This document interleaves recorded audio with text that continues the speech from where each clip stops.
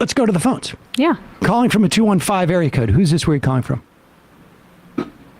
What up, Chief? How you doing? I'm doing pretty well. Who's this? Where are you calling from? This is David from Bucks County, PA.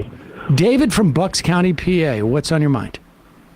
I'm glad I got you today because you've been talking about some things that I kind of wanted to fold into my comment here. I'm calling about crypto, but I promise I'm not a tech bro. I'm not some cheesy libertarian. I'm a leftist. Take a deep breath because I'm a little nervous, but well, I got to be honest. After you said that, I'm a little nervous too about what's coming next. I don't blame you. My wife says the same thing every day when I get home from work. Wow. Just to start, do you have any investments in like the German stock market or anything like that? FTSE or anything like that? Yeah, I don't. No. I mean, Okay, it's almost. so- I don't so much that it's almost funny. So what you're saying is 100% of your investments, 401ks, all that stuff is U.S. based, right? Yes. Okay. So my problem is when you guys get into discussions about crypto and, leftist in general is it kind of seems like you say, like when crypto came out maybe 8 or 10 years ago and people, looked at the scene and as it started to mature, it was a bunch of like Elon Musk acolytes and things like that.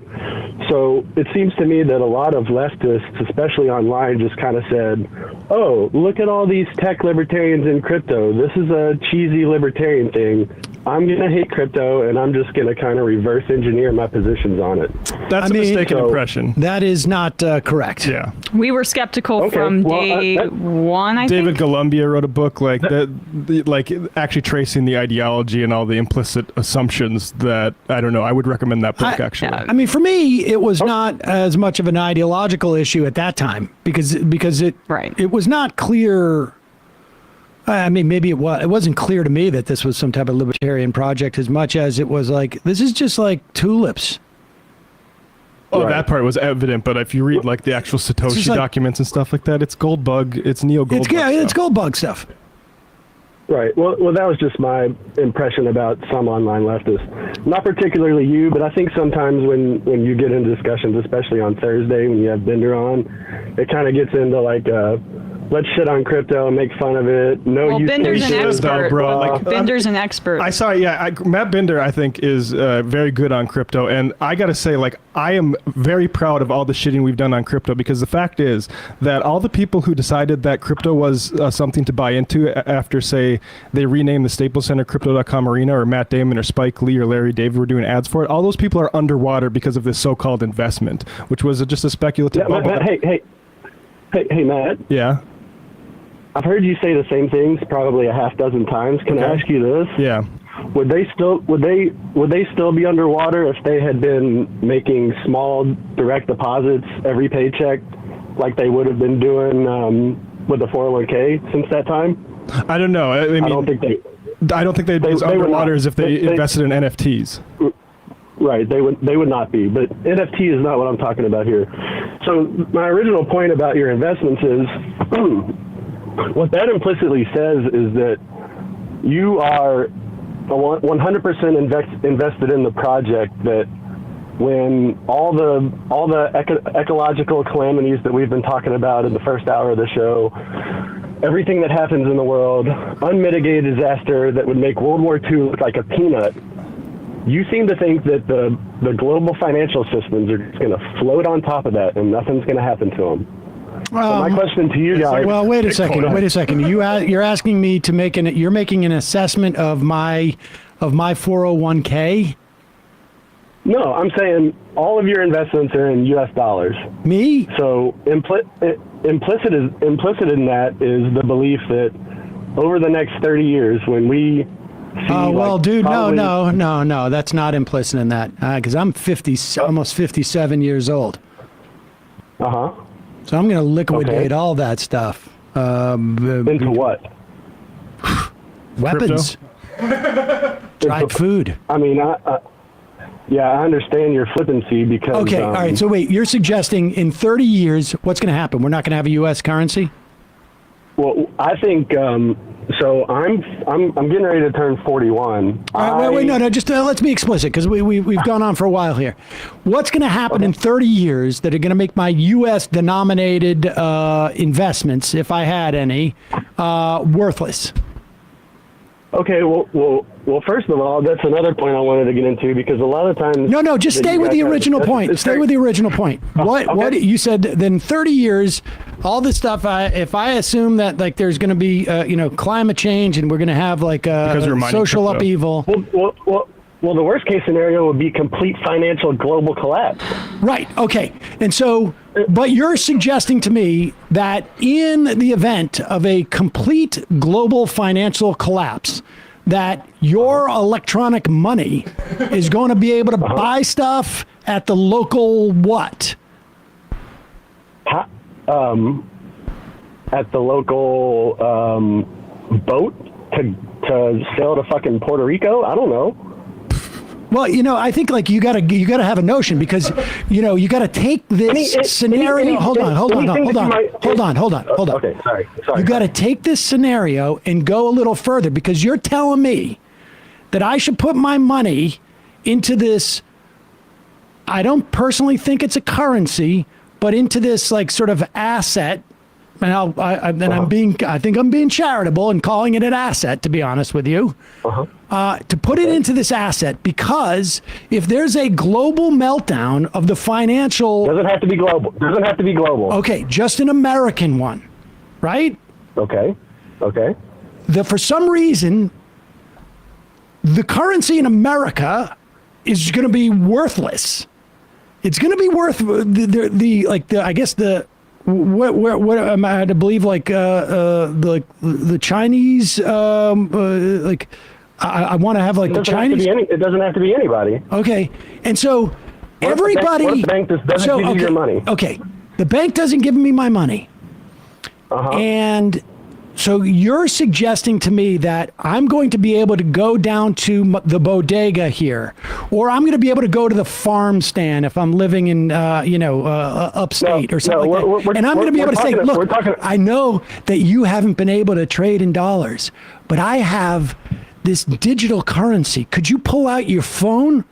My what? No, are you aware there's a financial, my phone doesn't work anymore, buddy? Wait, what's going to happen? No, we're talking about worst case scenarios. We're not talking about buying a bag of Doritos at the bodega. What if you go down to Long Island and there's someone with a flight to Portugal and they won't take American dollars? How are you going to pay for it if you have to get out of the country with your daughter? Why do I need to get out of the country with my daughter? Why is Portugal going to be better when this climate crisis hits? What if half the eastern seaboard is on fire or underwater? I think we'll have bigger problems. Half the eastern seaboard is. I'm just going to be clear on this. Half the eastern seaboard is on fire. And so I'm going inland now to find some rogue airstrip, right? And you're going to fly me to where? I think maybe you just have a lack of an imagination. You're getting. Well, I have. No, we deal in reality, my man. I have an imagination, but I'm just trying to fit. Like, okay, I'm imagining a world where half the eastern seaboard is on fire, and you're telling me that I'm going to take a plane to Portugal, and I'm asking you, wait, who's flying this plane? Who's doing international flights now? Like, where's the U.S. government in this? Or we don't have an FAA at that point, or what?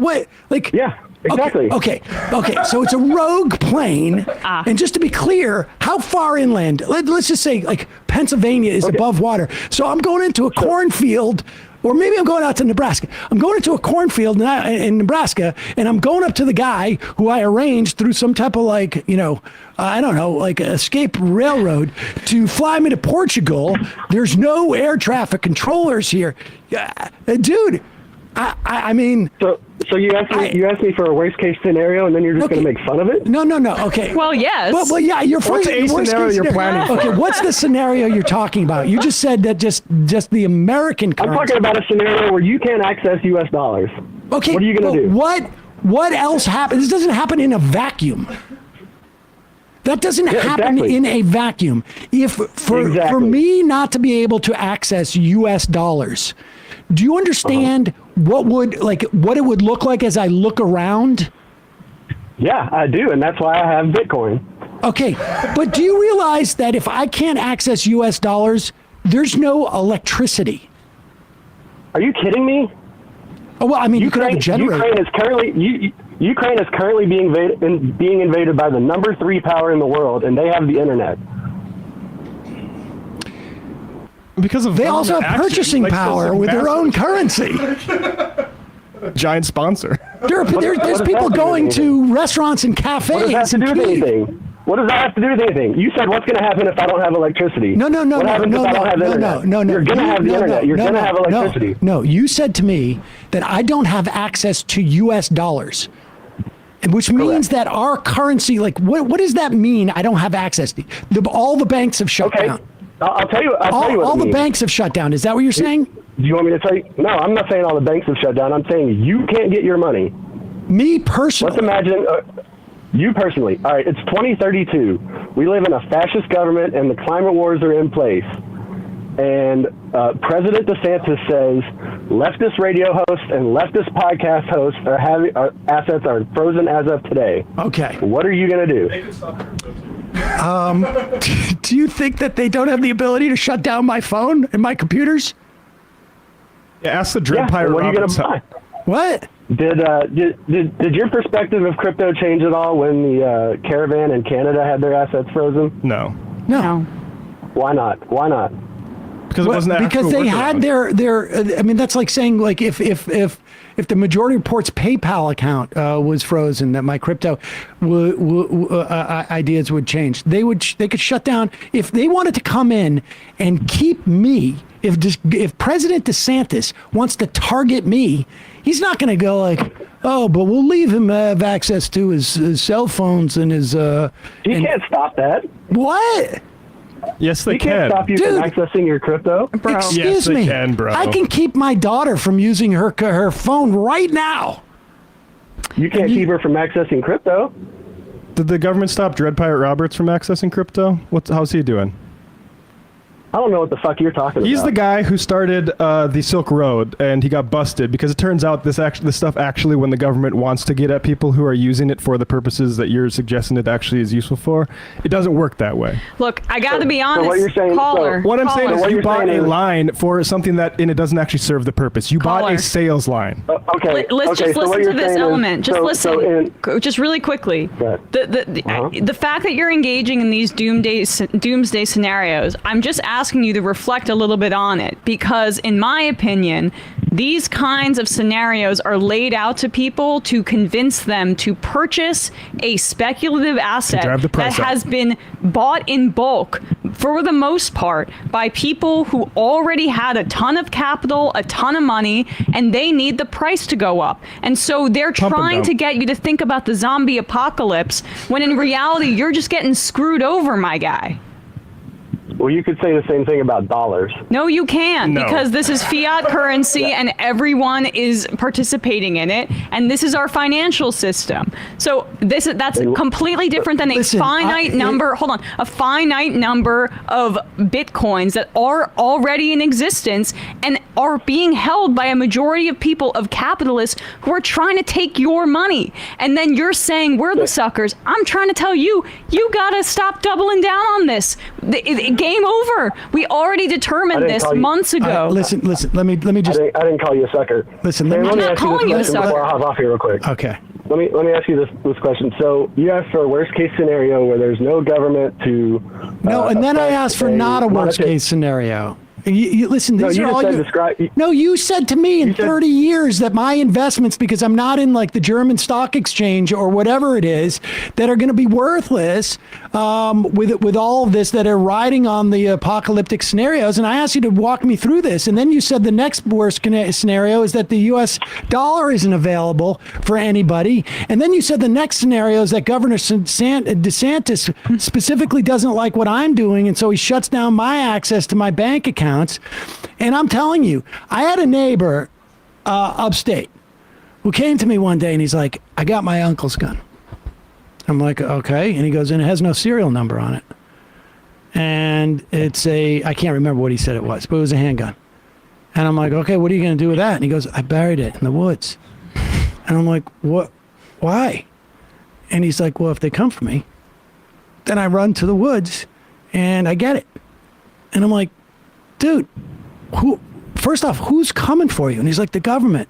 And I'm like, but how do you think the government's going to show up? That you're going to run like a quarter mile to the edge of the woods, find your buried gun and fight off the government that wants to take you? Like what is the scenario you're talking about? I mean, I get the inclination of like, I need a hedge against like what's coming down the road, but I just don't think your electronic money is the hedge. Because I got news for you. I don't have enough. What's your hedge? I'm not going to be able to buy enough Bitcoin that is going to allow me to bribe a guy relative to other people who are going to bribe that guy. There's no FAA to get to Portugal. What am I going to do when I get to Portugal with my, whatever it is? $100,000 worth of Bitcoin. With an asset that has no intrinsic value except for what's ascribed to it because it's a speculative asset. Like, he would do better to have gold. Does it have intrinsic? Yeah. Does it have intrinsic value to Argentinians? I mean, we'll see. Caller, why don't you bury the money in a suitcase? Because you're worried about like withdrawing it, right? Let's just say the scenario that money's still useful, but the banks have cut you out from accessing it.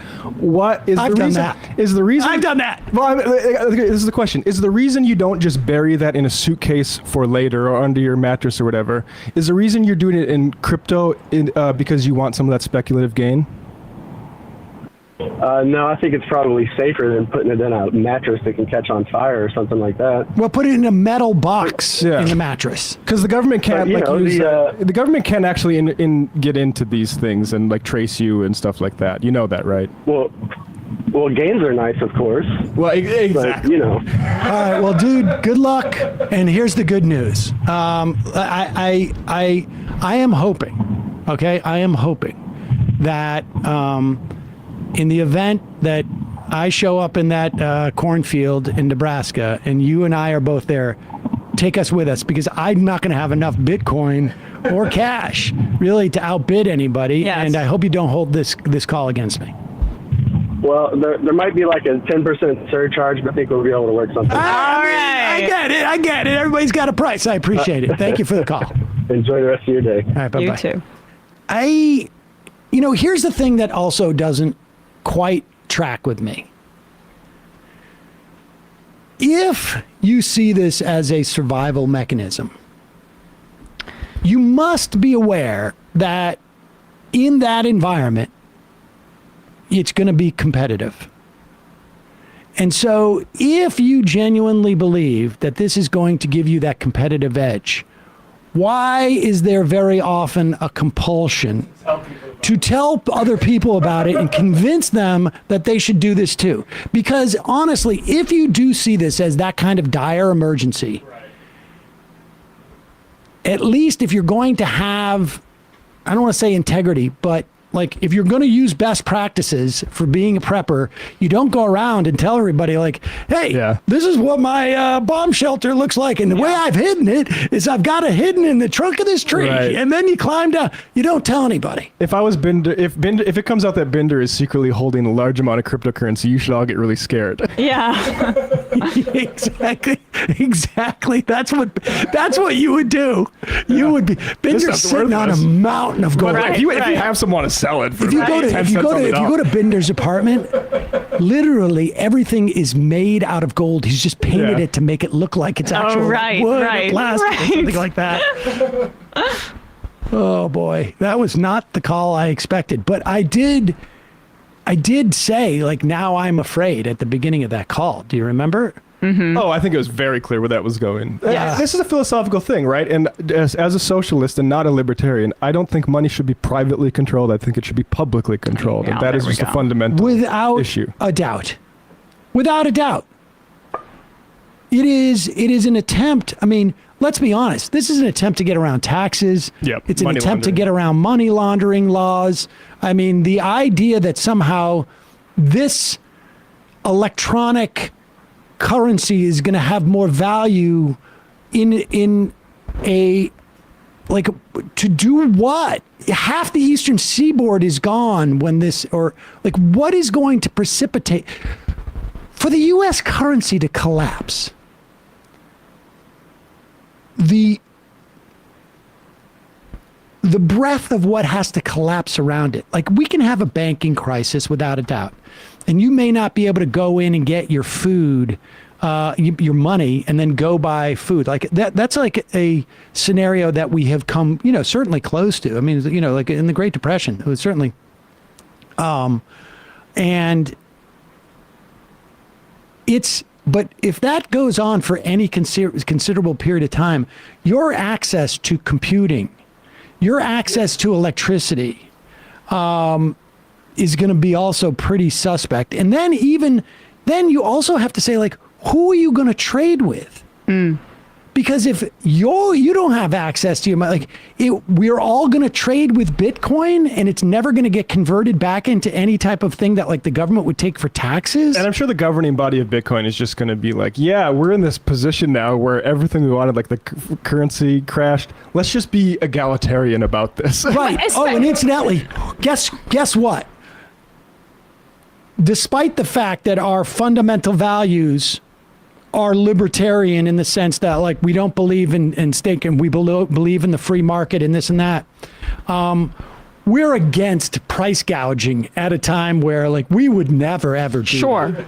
You know what is also like fundamentally libertarian about Bitcoin is the fact that, and I keep returning to, is that it's finite. Like it's like a gold standard argument for currency. And that's what makes it ridiculous in the modern era. The Satoshi document original mentions that. The reason that we did away with the gold standard was because we needed the ability to print more money.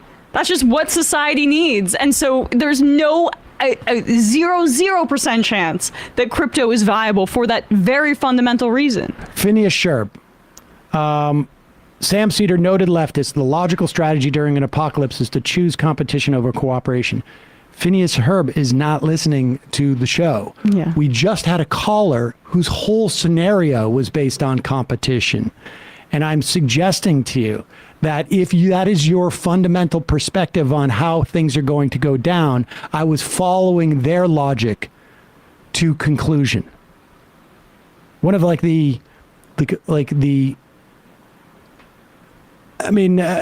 I'm probably more so in the past than, as we get closer to electoral politics and things change, and it's also a function of books. But like a lot of what we've espoused on the show is like developing ideas for in the event that there are changes in our society, whether they are catastrophic or not, that allow for a different sort of way in which we are organized.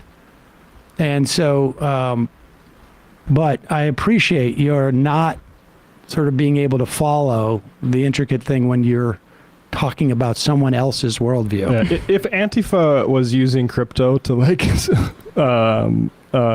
fund their activities across, if there's that stuff would be, you'd be just racketeering so fast. Like, right.